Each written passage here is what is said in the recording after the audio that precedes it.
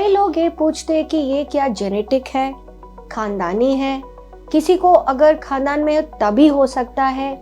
Broadly no.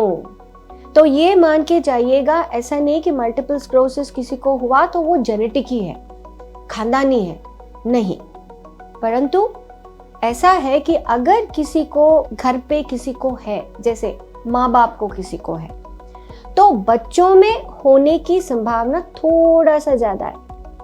और अगर monozygotic और डाइजाइगोटिक ट्विंस बोलते हैं, ट्विंस आप समझ सकते हैं, ट्विंस में ये प्रोपेंसिटी ज्यादा होता है। तो जेनेटिक कंपोनेंट है but it is very minimalistic. So ये नहीं लेके जाना कि multiple sclerosis means it is only a hereditary disease, वो नहीं है। बट किसी को हुआ तो उनके खानदान में और उनकी फैमिली में दोबारा होने की वेरी क्लोज फैमिली मेंबर्स में थोड़ा सा प्रोपेंसिटी ज्यादा होता है। ये सबसे ज्यादा ट्विंस में होती है। सेकंड इज, क्या सारे एजेस में होते हैं? हमने बात किया यंग एज में होते हैं, यंग प्रोडक्टिव एज में होते हैं, बट क्या चिल्ड्रन में होते हैं? Yes, childhood multiple sclerosis is known but it is rare.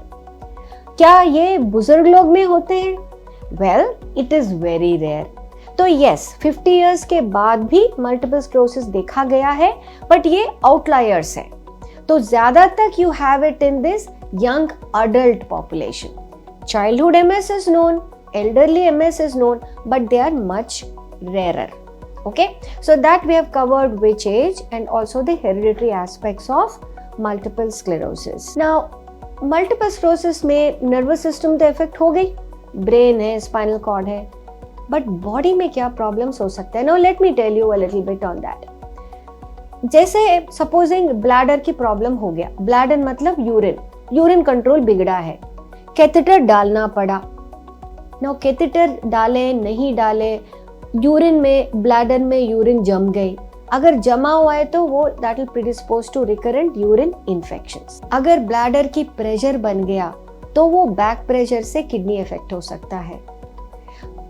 और अगर कोई किसी को पैरालिसिस हो गया, ट्रीटमेंट हुई नहीं, अकड़ापन आ गया, कंट्रैक्चर्स आ गया, वो बेड में रह गया, बेड सोर हो जाएगा। Now because of spasticity, because of the rigidity, pains होते हैं। और सबसे important ये है mental health। इनकी जो mental health के issues में दो चीजें हैं, एक तो डिप्रेशन, दूसरा है fatigue। MS fatigue 80% लोगों में होती है। Now fatigue की मतलब ये है कि जो नॉर्मली जो दिनचर्या में करते हैं उसमें उत्सुकता नहीं रहती, इंटरेस्ट नहीं रहती। दूसरा, कुछ भी चीज करने पे लगता है कि बहुत कर लिया, अब रेस्ट लेना है। You know, that kind of inability, a generalized debility called MS fatigue is extremely worrisome because it impacts your functional life. तो MS fatigue, the other thing is depression. Depression भी इसके साथ जुड़ा है, and depression could be because multiple sclerosis itself can impact the brain. तो उसमें cognition, behavior, memory, ये higher functions भी involved होता है।